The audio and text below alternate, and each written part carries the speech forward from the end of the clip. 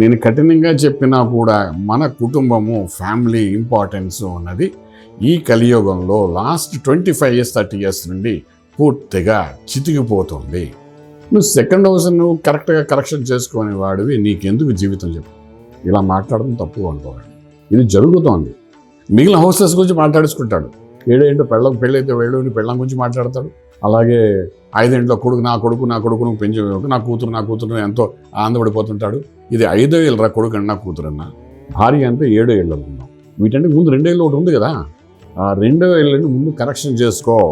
అక్కడ ఏ గ్రహాలు ఉన్నాయి, ఏం జరుగుతోంది, మనం వాళ్ళతో కరెక్ట్ ఉన్నా లేదా, అది ముందు కరెక్ట్ చేసుకో. ఫస్ట్ నీది తనుభావం, తర్వాత నీ 2వ భావాన్ని, ఈ 2 కరెక్షన్ చేసుకోవాలి.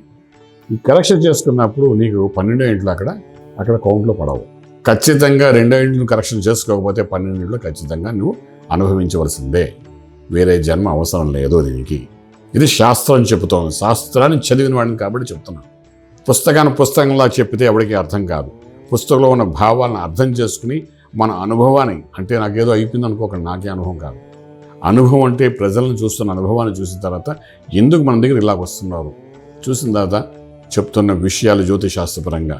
చాలామంది సెకండ్ హౌస్లో పాపగ్రహాలు ఉంటాయి. మేము చెప్తూ ఉంటాం, కుటుంబ పరంగా ఇబ్బంది పడుతున్నారా, దాన్ని శుద్ధి చేసుకో, దాని తగ్గట్టుగా ఏదో సాధన చేసుకో.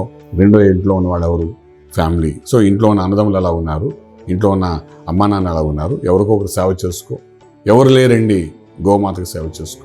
ఇవాళ పిల్లలు కూడా అంటే ఉన్నవాళ్ళు కూడా తీసుకెళ్ళి అదేంటి ఓల్డ్ ఏజ్ అన్నమాట, అక్కడ పెట్టేస్తున్నారు పెద్దవాళ్ళని.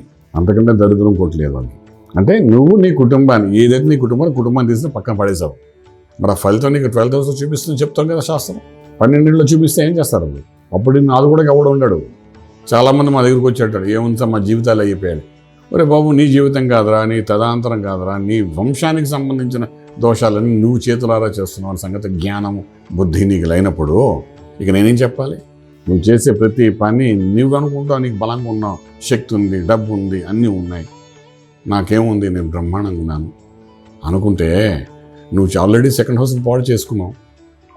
ఇవేవి ఎందుకు పనికిరావు. 12 ఇవన్నీ కౌంట్ వేసేస్తాను. నువ్వేంటేం చేస్తావు? పాండురంగ మహర్షి చూడలేదా ఆ సినిమా, ఎన్టీ రామారావు గారిది? చూసి ఉండాలండి. ప్రతి సినిమా మళ్ళీ తెచ్చి చూడండి చక్కగా.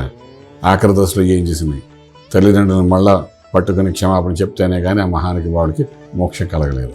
ఇంత చక్కటి సినిమా ఎన్టీ రామారావు గారు తీశారు, పాండురంగ మహర్షి అని. నేను ఎందుకు చెప్తున్నానంటే అంత ఇంపార్టెంట్ జ్యోతిష్ శాస్త్రం చెప్తాను కుటుంబ భావం గురించి.